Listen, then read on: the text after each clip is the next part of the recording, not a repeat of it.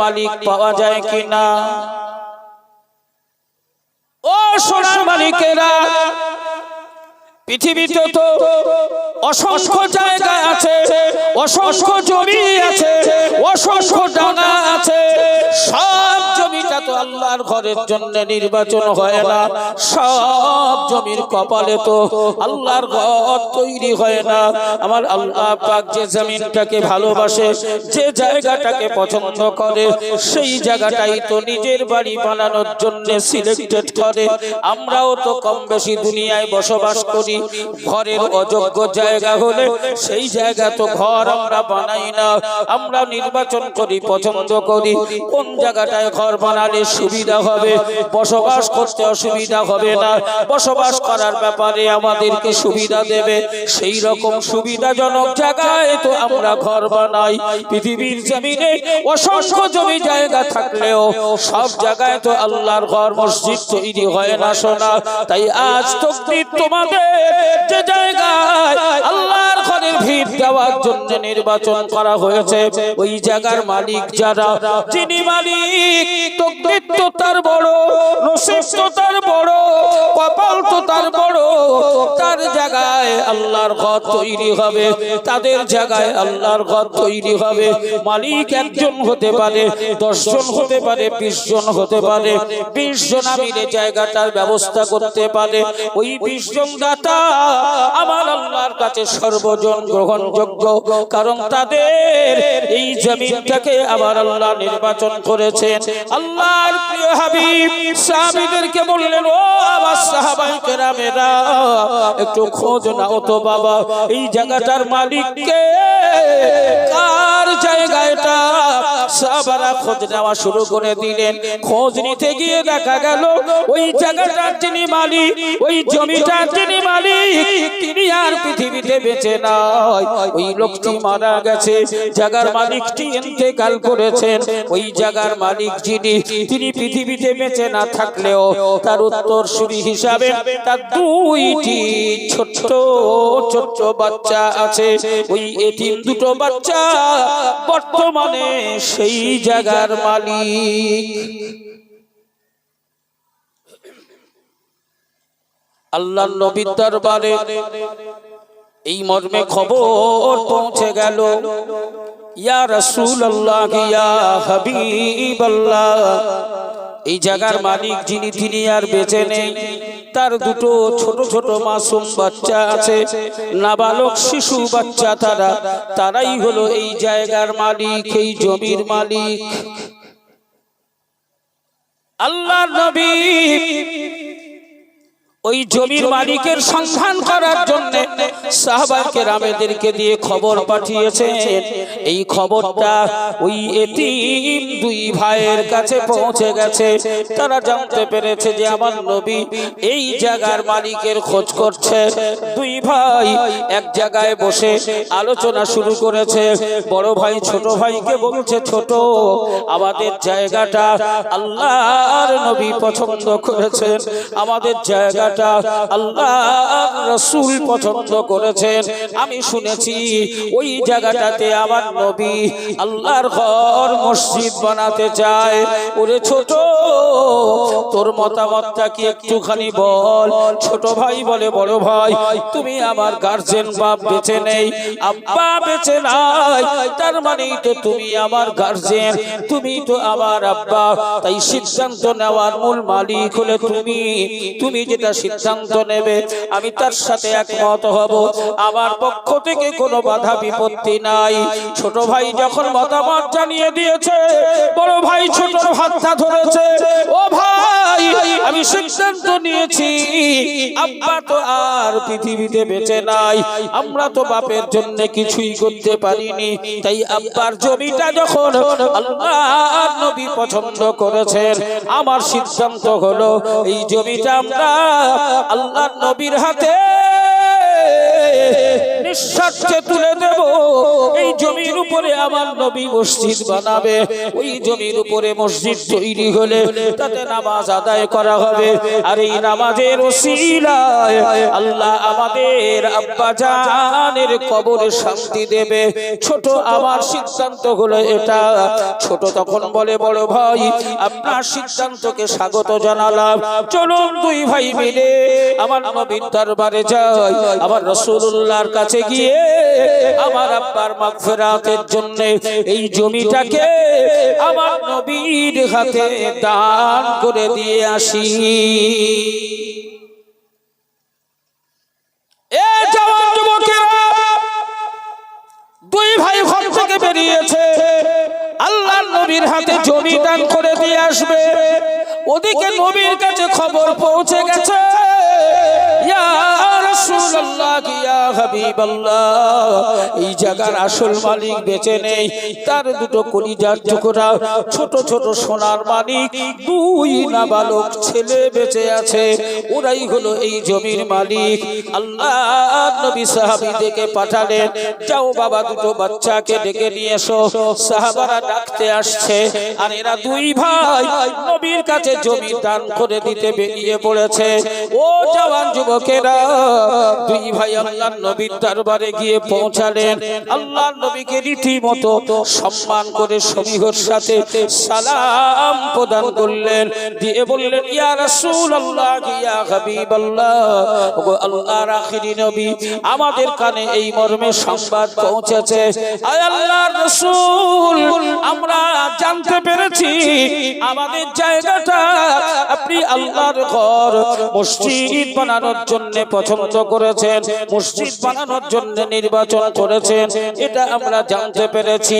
তাই আমরা দুই ভাই মাশওয়ারা করেছি, পরামর্শ করেছি, আলোচনা করেছি, দুই ভাই এক জায়গায় বসে সিদ্ধান্ত নিয়েছি, আমার আব্বার নামে উৎসর্গ করে আমার বাপের সওয়াবের জন্য আমরা দুই ভাই এই জমিটাকে আল্লাহর ঘর মসজিদ বানানোর জন্য আপনার কদমে দান করে দিলাম।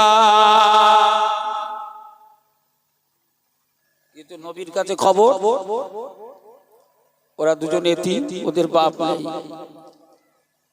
নবী ভাবলেন, এতিমের মাল, এতিমের জায়গা, আজকে আমি যদি নিয়ে মসজিদ তৈরি করি তাহলে পৃথিবীর বুকে খারাপ বার্তা তৈরি হবে, বলবে মুহাম্মদ এতিমের জায়গা কেড়ে নিয়ে মসজিদ খুলেছে, মুহাম্মদ এতিমের জায়গা নিয়ে মসজিদ বানিয়েছে। আল্লাহর নবী বললেন, বাবা ও আমার দুটো সোনার মানিক, তোমরা দুই ভাই আলোচনা করে জায়গা দান করার জন্য এসেছো, কিন্তু আমি রাসূলুল্লাহ সিদ্ধান্ত নিয়েছি তোমাদের এই জায়গা আমি নেব না, নিতে পারবো না,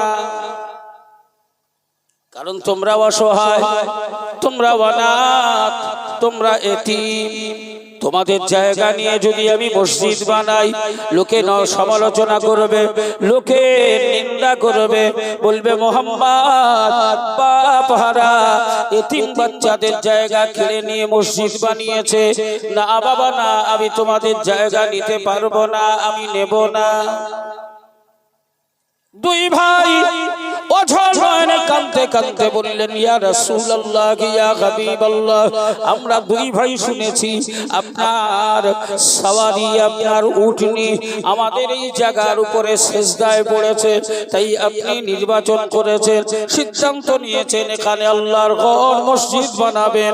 আমরা দুই ভাই সিদ্ধান্ত নিয়েছি, আব্বা আমার দুনিয়াতে নাই, বাপের সওয়াবের জন্য, বাপের জান্নাত পরিষ্কার করার জন্য এই জায়গাটা আমরা আল্লাহর ঘর মসজিদ বানানোর জন্য দান করে দেব।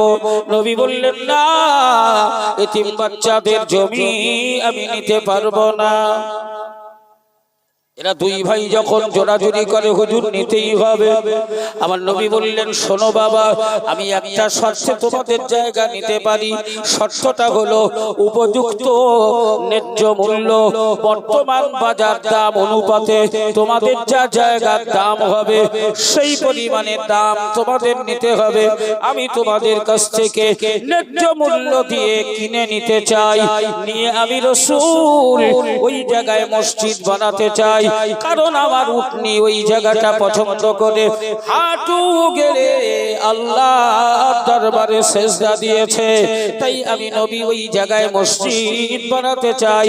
তবে বাবা উপযুক্ত দাম তোমাদের নিতে হবে। দুটো বাচ্চার মন খারাপ হয়ে গেল। হায় রে, আমরা আমাদের আব্বা জানের নামে এই জমি উৎসর্গ করতে চাই, আল্লাহর নবী আমাদেরকে দাম দেবেন। মনটা খারাপ হয়ে গেল। আল্লাহর রাসূলের দিকে ফেলফেল করে তাকিয়ে রইল। নবী আমার সাহাবায়ে কেরামদেরকে বললেন, ও আমার সাহাবায়ে কেরামেরা, তোমরা কি পারবে না? তোমরা কি পারো না? এই এতিম দুই বাচ্চা, অনাথ অসহায় দুই বাচ্চা, এই জায়গাটাকে উপযুক্ত দাম দিয়ে কিনে নেওয়ার জন্য আমি রাসূলুল্লাহ আমার কদমে কিছু কিছু পয়সা তোমরা দেবে। আল্লাহর নবী এই কথা বলার সাথে সাথে আবু বকর সিদ্দিক রাদিয়াল্লাহু তাআলা আনহুর কাছে 400 টাকা ছিল, 400 দিরহাম ছিল। ওই 400 দিরহাম নবীর কদমের সামনে রেখে দিল। ওই যে শুরু হয়ে গেল একের পর এক সাহাবায়ে কেরামেরা আল্লাহর নবীর কদমের সামনে টাকা জমা করতে লাগলেন। জমা করতে করতে একটা সময় এত পরিমাণ টাকা জমা হয়ে গেল যে ওই বাচ্চাদের যে জায়গাটা, জমিটা ন্যায্য মূল্যে উপযুক্ত দামে খরিদ করে নিতে, কিনে নিতে আর অসুবিধা হবে না, বরং টাকা এক্সট্রা হবে। এ জওয়ান যুবকেরা, আল্লাহর নবী যখন বাজার মূল্য তৎকালীন সময়ে বর্তমান ন্যায্য দাম নির্বাচন করে বাচ্চাদের হাতে পয়সা ফেরত দেওয়ার সিদ্ধান্ত নিলেন, দুই বাচ্চার কলিজা ফাটা কান্না। তারা টাকা নেবে না, তারা টাকা নিতে রাজি না। আল্লাহর নবী টাকা দেবেন। ঠিক এই সময় নবী আমার সিদ্ধান্ত নিলেন, ও বাবা বাচ্চারা, তোমরা তোমাদের আব্বার নামে উৎসর্গ করতে চাও বাবা, আমি রাসূলুল্লাহ তাই সিদ্ধান্ত নিয়েছি তোমরা হলে বাবারা বাহারা এতিম অনাথ অসহায় বাচ্চা। আজ আমি আল্লাহর নবী তোমাদের এই জায়গা যদি গ্রহণ না করি, তোমাদের এই দান যদি গ্রহণ না করি, তাহলে কিয়ামত পর্যন্ত এতিম বাচ্চাদের দান কেউ নেবে না। এতিম বাচ্চারা দান করার থেকে বঞ্চিত হবে, তাদের দান সমাজে আর গ্রহণযোগ্য হবে না। আমার উম্মতেরা এতিমদের মাল দান হিসাবে গ্রহণ করবে না। তাই আমি রাসূলুল্লাহ সিদ্ধান্ত নিয়েছি, ও বাবা, তোমাদের জায়গার উপরে মসজিদ তৈরি করা হবে এবং তোমাদেরকে আমি এই জায়গার দামও দেব। তবে এই জায়গার উপযুক্ত যেটা দাম 3 লক্ষ টাকা যদি দাম হয়, আমি রাসূলুল্লাহ আমার সিদ্ধান্ত হলো দুই ভাইয়ের পক্ষ থেকে 2 অংশ, দুই ভাইয়ের পক্ষ থেকে 2 অংশ, ওই 2 অংশের মূল্য তোমাদের দুই ভাইয়ের হাতে তুলে দেব। আর একটা অংশ আমি রাসূলুল্লাহ তোমাদের কাছ থেকে দান হিসাবে গ্রহণ করে নেব। অতএব 3 ভাগের 1 ভাগ তোমরা দান হিসাবে দেবে, আমি নবী দান হিসাবে গ্রহণ করব। আর 2 ভাগ মূল্য তোমাদের হাতে ফেরত দেব। তাহলে কিয়ামত পর্যন্ত এতিম অনাথ বাচ্চারা দান থেকে বঞ্চিত হবে না, ওদের দান সমাজে গ্রহণযোগ্য হবে, এতিম বাচ্চারা দান করার সুযোগ পাবে। এই জওয়ান যুবকেরা 3 ভাগের 2 ভাগ টাকা তাদের হাতে তুলে দিলেন, 1 ভাগ দান হিসাবে নবী গ্রহণ করলেন। সেই জায়গায় আল্লাহর নবী প্রথম মসজিদ বানালেন। ও জওয়ান যুবক লোকেরা ও নতুন পাড়ায় বসবাসকারীরা, 4 নম্বর নতুন পাড়ায় বসবাসকারীরা, তকদির তোমাদের নসিব তোমাদের, আজ তোমাদের বুকের উপরে তোমাদের কষ্ট এবং মেহনতের পয়সা দিয়ে আল্লাহর ঘর মসজিদের ভিত দেওয়ার সিদ্ধান্ত গ্রহণ করা হয়েছে।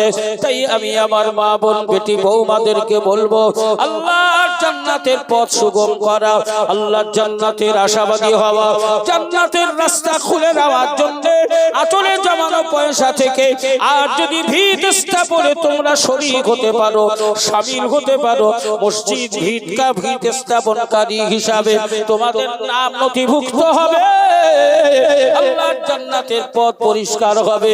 তাই আল্লাহর ঘর মসজিদ ভিত স্থাপনে অংশগ্রহণ করার জন্য কারা কারা আছো বাবা, উপার্জন করা অর্থ থেকে আমি গুনাহগার খায়রুজ্জামান আল্লাহর উপরে ভরসা করে, আল্লাহর উপরে আত্মবিশ্বাস রেখে 1000 করে টাকা দিয়ে শরীক হবে। আমি জান ভরে দোয়া চাইবো, আল্লাহ এই সাদকায়ে জারিয়ার বিনিময় দুনিয়ার সব অপরাধ ক্ষমা করে দিয়ে যেন দয়ার জান্নাতের বাসিন্দা বানিয়ে দেয়। 1000 করে টাকা দিয়ে আল্লাহর ঘর মসজিদের ভিত দেবে কে?